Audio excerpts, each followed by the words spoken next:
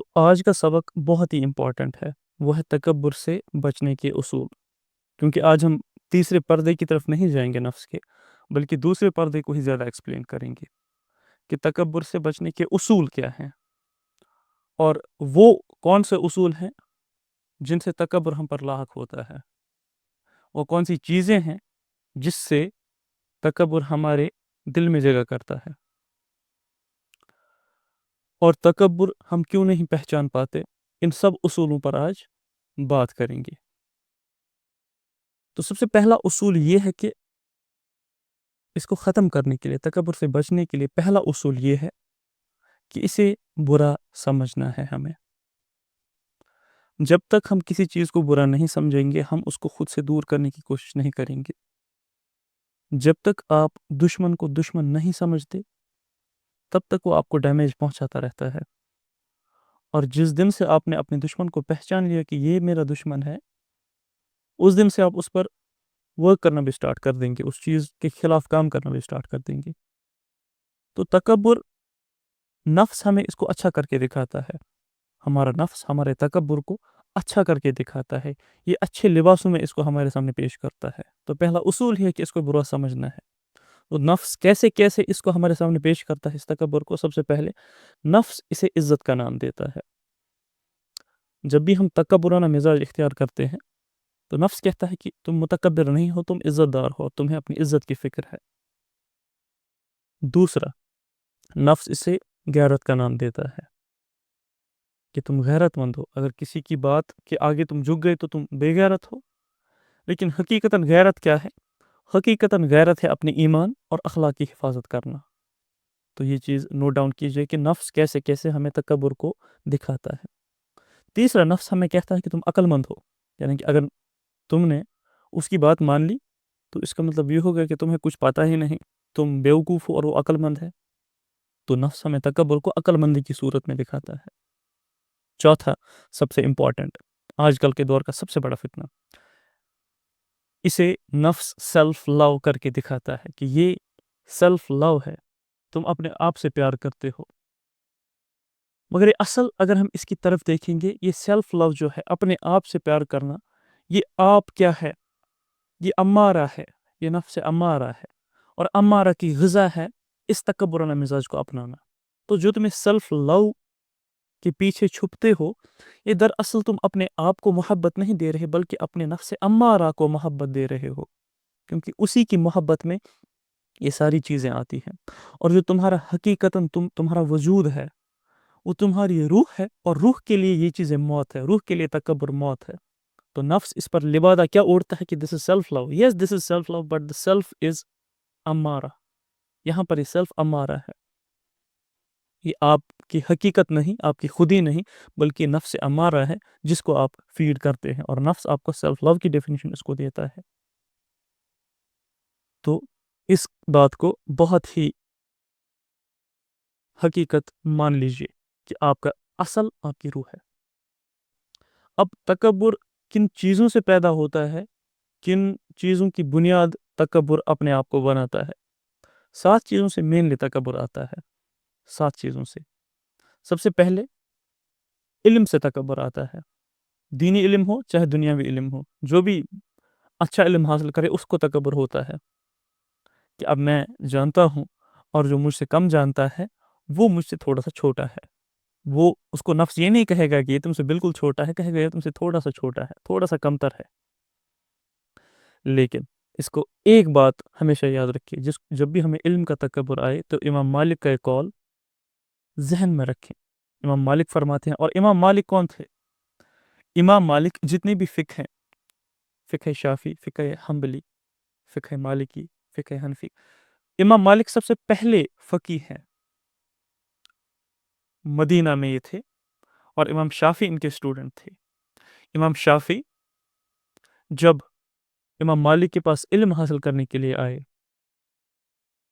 تو سب سے پہلی کتاب جو احادیث کی لکھی گئی وہ ہے موطا امام مالک، امام مالک نے لکھی ہے۔ تو امام شافی نے امام مالک کے پاس آنے سے پہلے پوری موطا پڑھ لی تھی، پری ریکویزٹ پورا کر لیا تھا ایک استاد کے پاس جانے کے لیے۔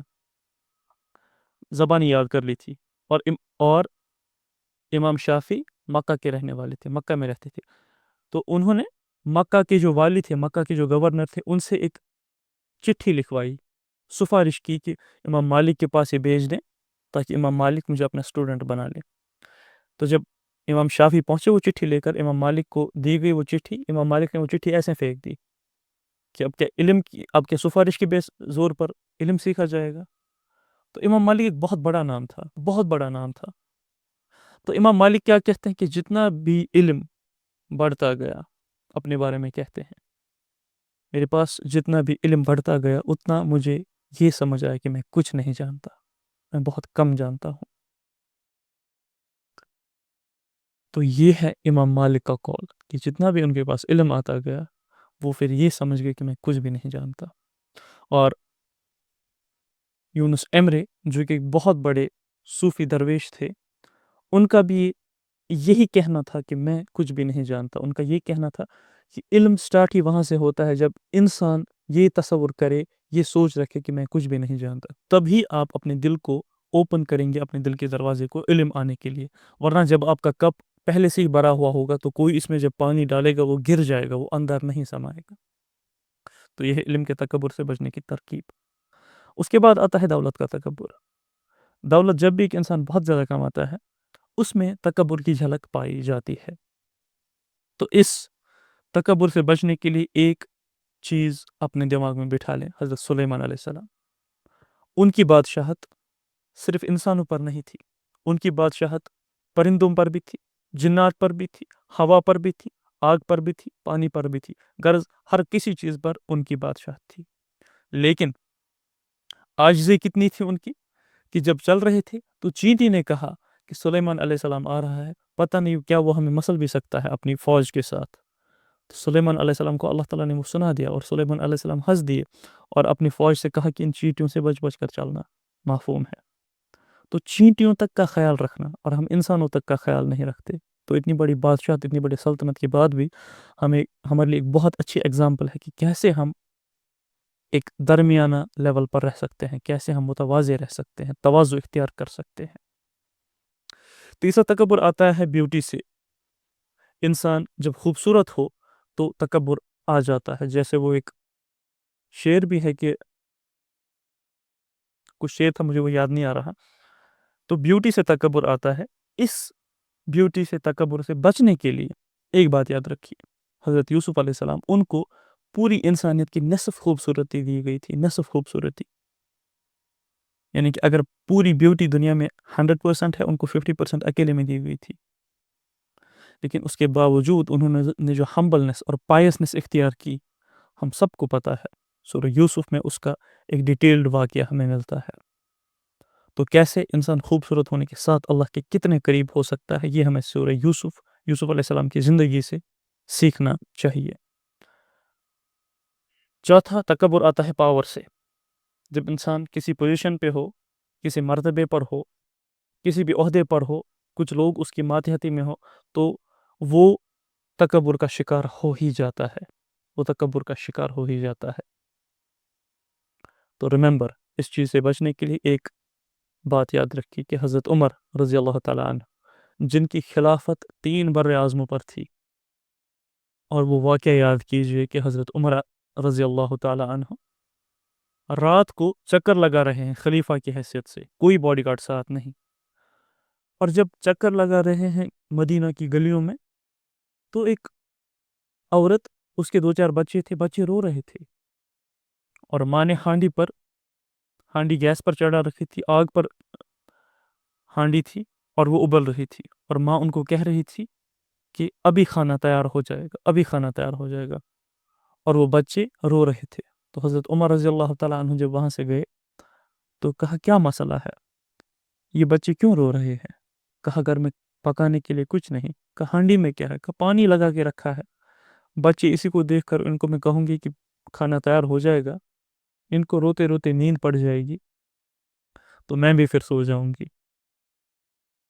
تو حضرت عمر رضی اللہ تعالیٰ عنہ چونکہ اس کے خامن نہیں تھے اس عورت کی، تو حضرت عمر رضی اللہ تعالیٰ عنہ بھاگ کر گئے بیت المال کے پاس، اور وہاں سے گھی اور کھجور لائے، عرب میں ایک حلوہ بنتا تھا، اس کا نام تھا حیسہ، گھی، کھجور اور چینی، یہ تینوں مکس کرتے تھے. تو حضرت عمر رضی اللہ تعالیٰ عنہ نے بورے میں بھرا اور بورا اپنے کندھے پر لیا اور چل دیے. پیچھے غلام بول رہا ہے کہ یا عمر اس کو میں اٹھاتا ہوں، آپ زحمت نہ کریں. تو عمر رضی اللہ تعالیٰ عنہ کہتے ہیں کہ کیا قیامت کے دن بھی تم میرا بوجھ اٹھاؤ گے؟ اور حضرت عمر رضی اللہ تعالیٰ عنہ وہاں پر گئے اس عورت کے پاس اور ہانڈی پر خود وہ حلوہ تیار کیا. حلوہ پک رہا ہے اور جو دھواں تھا وہ ان کی داڑھی میں سے نکل رہا تھا اور ان کی آنکھوں سے آنسو گر رہے تھے. اتنے آنسو عمر رضی اللہ تعالیٰ عنہ سے گرے کہ داڑھی بھی تر ہو گئی. تو جب وہ حلوہ تیار ہو گیا تو اس عورت کو کہا کہ یہ لو اپنے بچوں کو بھی کھلاؤ. تو اس عورت نے کہا کہ کاش عمر کی بجائے تو ہمارا خلیفہ ہوتا. آج جی دیکھیے، یہ نہیں کہا کہ میں ہی خلیفہ ہوں، کہا کہ اے اماں جب تم خلیفہ کے پاس جاؤ گی تو مجھے بھی وہیں پر پاؤ گی. اور اس عورت نے جب کہا کہ کاش عمر کے بجائے تم ہمارے حکمران ہوتے، خلیفہ ہوتے، تو عمر رضی اللہ تعالیٰ عنہ نے کہا کہ اے اماں، عمر کو تمہاری حال کی کیا خبر؟ یعنی کہ عمر کیسے جان سکتا تھا کہ تم بھوکی ہو؟ تو اس عورت نے کہا کہ پھر ہمارا حکمران کیوں بنتا ہے جب اس کو ہمارے حال کی خبر نہیں؟ تو عمر رضی اللہ تعالیٰ عنہ نے کہا کہ جب تم خلیفہ کے پاس جاؤ گی تو مجھے بھی وہیں پر پاؤ گی. اب دیکھیے عاجزی کا مقام، یہ نہیں کہا کہ میں ہی خلیفہ ہوں، کہا جب تم جاؤ گی مجھے بھی وہیں پر پاؤ گی. پوری 3 بر اعظم پر ایک بھی زکوٰۃ لینے والا نہیں تھا، کوئی تھا ہی نہیں. عمر بن عبد العزیز کے دور میں کوئی زکوٰۃ لینے والا تھا ہی نہیں. اسی کو کہتے ہیں عشق، کہ اچھی چیز دوسرے کے لیے رکھنا اور بری چیز اپنے لیے رکھنا، آسائش دوسرے کے لیے اور تکلیف خود اٹھانا. اسے کہتے ہیں عشق، اسے کہتے ہیں اللہ سے محبت. اور ہم اگر ہمارے ماتحت 2-4 لوگ ہوں، 10 لوگ ہوں، 20 لوگ ہوں، تو ہم قارون اور فرعون بن جاتے ہیں. تب دیکھیے پاور جب آتا ہے، اتھارٹی جب آتی ہے، اس کی کتنی بڑی ذمہ داری انسان پر ہوتی ہے، چاہے وہ ایک انسان کے ہی اوپر آپ کی اتھارٹی کیوں نہ ہو. تو اتھارٹی سے کے تکبر سے بچنے کے لیے یہ واقعہ ضرور یاد رکھیے. اس کے بعد 5واں تکبر آتا ہے عبادت سے. جب انسان بہت زیادہ عبادت کرتا ہے، عبادت سے بھی تکبر آتا ہے. پھر وہ سب کو گنہگار کی نظر سے دیکھتا ہے اور صرف خود کو نیک پارسا اس کو سمجھتا ہے. باقی سارے اس کے سامنے جہنمی ہیں اور وہ صرف جنتی ہے. تو ریممبر، عزازیل سب سے زیادہ عبادت کرتا تھا. عزازیل یعنی کہ ابلیس سب سے زیادہ عبادت کرتا تھا، لیکن عبادت کی بنا پر تکبر میں مبتلا ہوا اور تکبر کی وجہ سے ابلیس بن گئے، ابلیس لعین بن گئے، شیطان لعین بن گئے، لعنت اس پر آ گئی. Exactly, with great power comes great responsibility.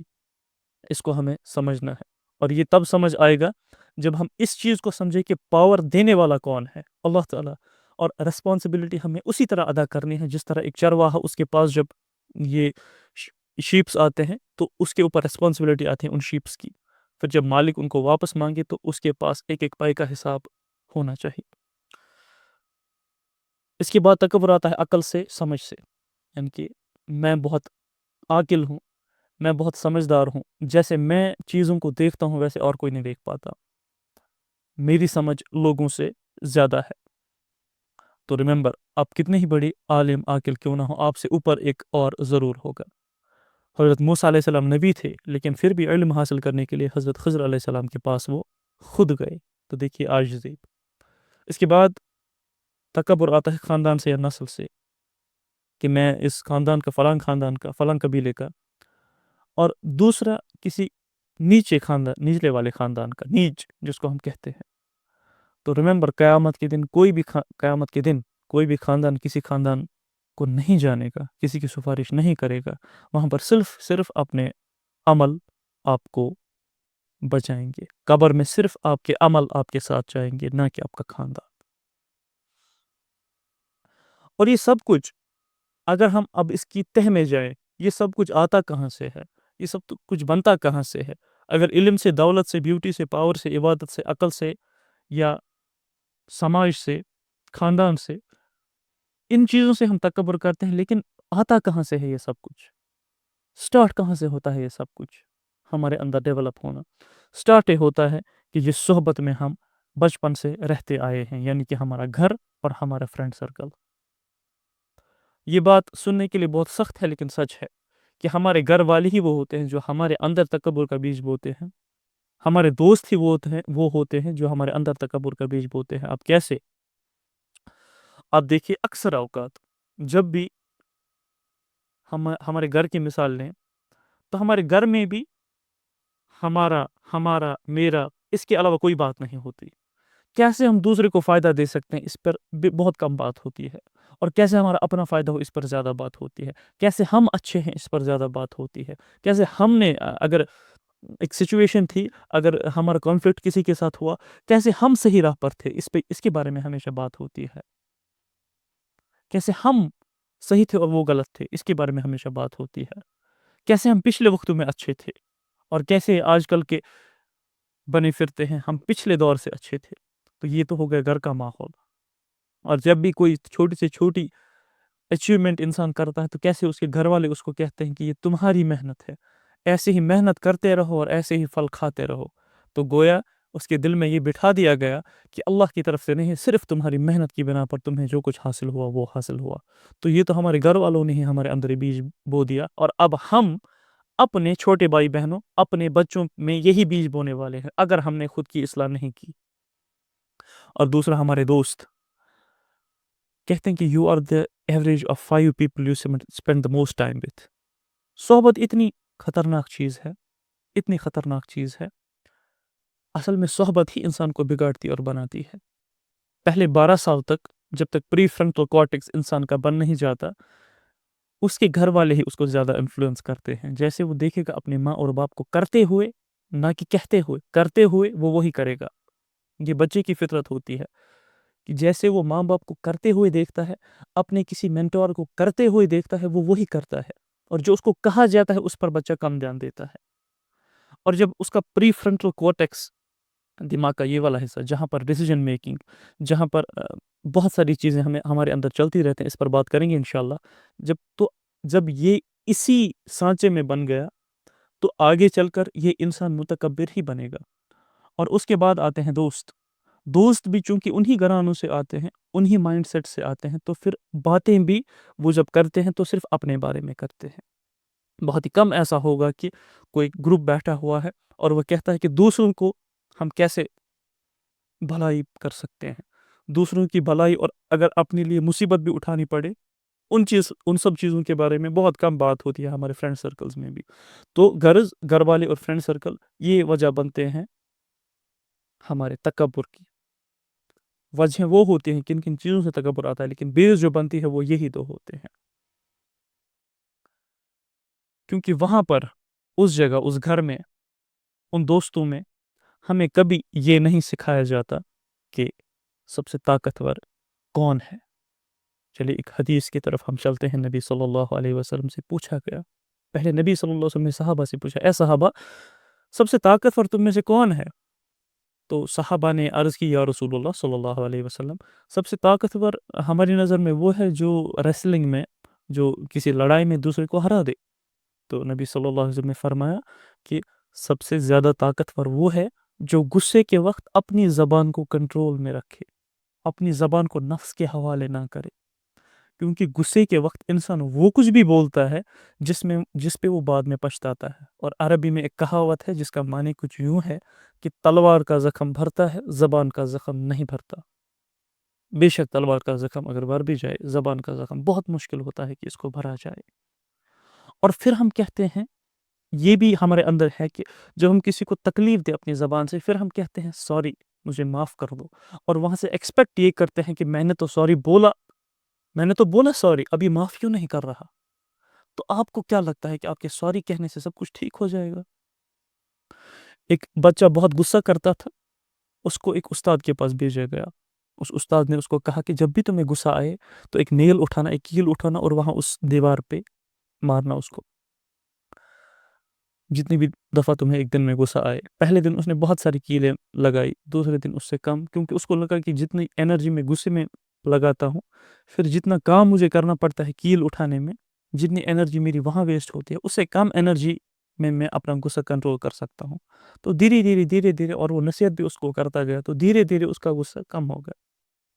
اب اس استاد نے اس کو کہا کہ جس دن بھی تمہیں غصہ نہ آئے ایک ایک کیل نکال دیا کرو اس دیوار سے.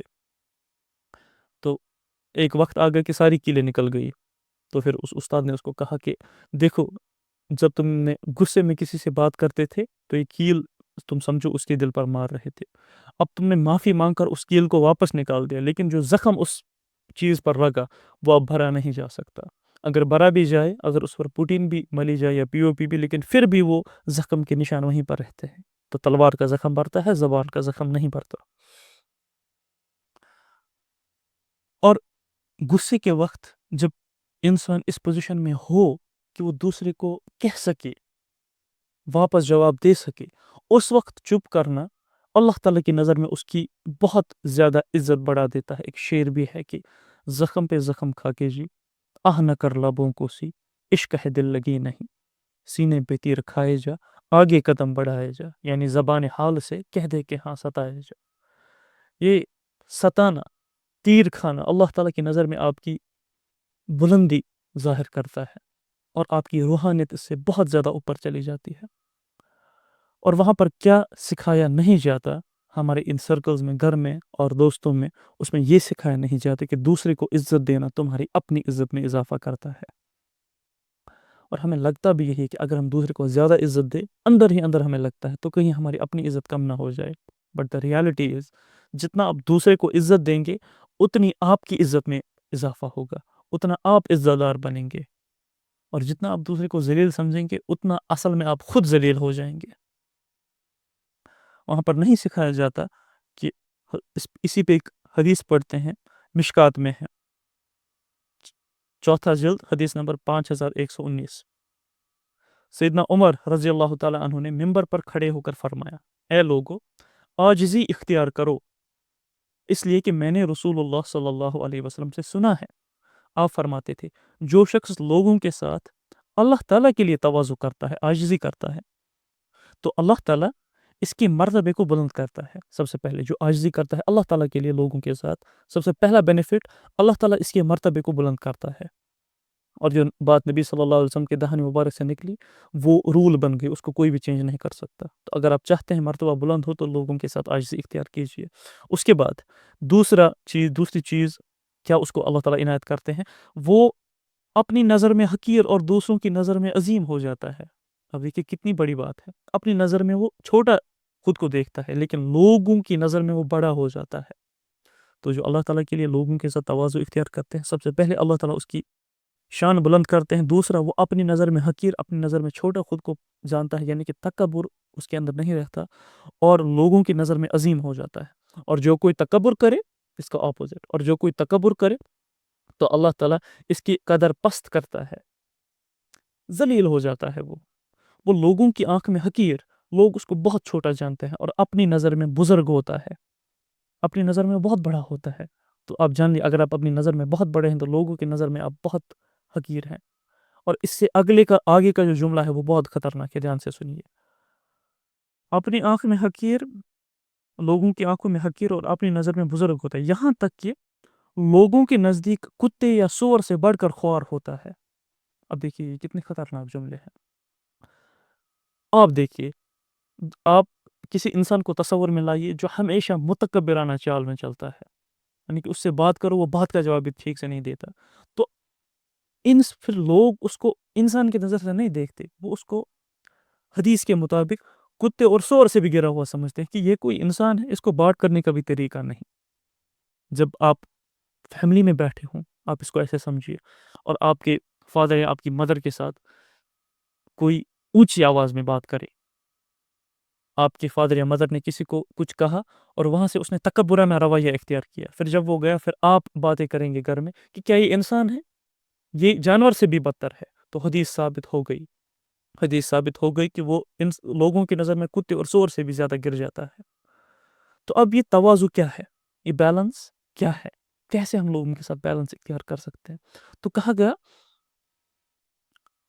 تواضع یا بیلنس یہ ہے یہ اس کا ایک پہلو ہے. اگر ہم اس ایک پہلو پر بھی کام کریں تو بہت بہتر ہوگا ہمارے لیے. تواضع یا بیلنس یہ ہے کہ جیسے ایک وزیر کے ساتھ بات کرو، جیسے ایک بادشاہ کے ساتھ بات کرو، ویسے ہی ایک فقیر کے ساتھ بھی بات کرو.